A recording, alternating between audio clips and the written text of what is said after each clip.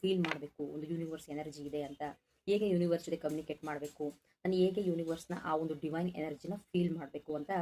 ಅದು ಎಕ್ಸ್ಪೆಷಲಿ ಈಗ ಹೊಸದಾಗಿ ಯಾರು ನೀವು ಕನೆಕ್ಟ್ ಆಗಿ ಒಂದಷ್ಟು ಮ್ಯಾನಿಫೆಸ್ಟೇಷನ್ಗಳನ್ನೆಲ್ಲ ಮಾಡ್ತಾ ಇರ್ತೀರಾ, ರೀಸೆಂಟಾಗಿ ವೀಡಿಯೋಸ್ಗಳೆಲ್ಲ ನೋಡಿರ್ತೀರಾ, ನಿಮಗೆಲ್ಲ ಸರ್ವೇ ಸಾಮಾನ್ಯ ಒಂದಷ್ಟು ಡೌಟ್ಗಳಂತೂ ಬಂದಿರುತ್ತೆ. ಸಿಂಪಲ್ ಆಗಿ ನೀವು ಜಾಸ್ತಿ ಏನು ತಲೆ ಕೆಡಿಸ್ಕೋಬೇಡಿ. ಈಗ ನೀವು ಫಸ್ಟ್ ಡೇ ಏನಾದರೂ ಮ್ಯಾನಿಫೆಸ್ಟೇಷನ್ ಮಾಡ್ತಿದ್ದೀರಾ, ಅಥವಾ ನಾನು ಆಲ್ರೆಡಿ ಮ್ಯಾನಿಫೆಸ್ಟೇಷನ್ ಟೆಕ್ನಿಕ್ನ ಯೂಸ್ ಮಾಡ್ತಾ ಇದ್ದೀನಿ, ಬಟ್ ಯೂನಿವರ್ಸ್ ಜೊತೆ ನನ್ನ ಯೂನಿವರ್ಸ್ನ ಆ ಒಂದು ಎನರ್ಜಿನ ನಾನು ಆಂತರಿಕವಾಗಿ ಫೀಲ್ ಮಾಡಬೇಕು ಅಂತ ನೀವು ಯಾರ್ಯಾರು ಇಚ್ಛೆ ಪಡ್ತೀರಾ, ಇದೊಂದು ಸಿಂಪಲ್ ಟೆಕ್ನಿಕ್ನ ಮಾಡಿ. ಯಾಕಂದರೆ ಯೂನಿವರ್ಸ್ಗೆ ನೀವು ಕನೆಕ್ಟ್ ಆಗ್ತಿದ್ದೀರಾ ಅಂದರೆ ಫಸ್ಟ್ ನೀವು ಆ ಒಂದು ಫೀಲ್ನ ನೋಡಬೇಕಲ್ವಾ. ಸೊ ಈ ಒಂದು ಸಿಂಪಲ್ ಟೆಕ್ನಿಕ್ನ ನೀವು ಮಾಡಬೇಕು. ಏನು ಮುಚ್ಕೊಳ್ಳಿ, ಆರಾಮ್ಸೆ ಕೂತ್ಕೊಳ್ಳಿ. ನಮ್ಮ 7 ಚಕ್ರಗಳಲ್ಲಿ ತುಂಬ ಪ್ರಮುಖವಾದ ಚಕ್ರ ಬಂದು ಹೃದಯ ಚಕ್ರ, ಓಕೆನಾ. ಇದು ಅನಾಹತ ಚಕ್ರ ಅಂತಲೂ ಹೇಳ್ತೀವಿ.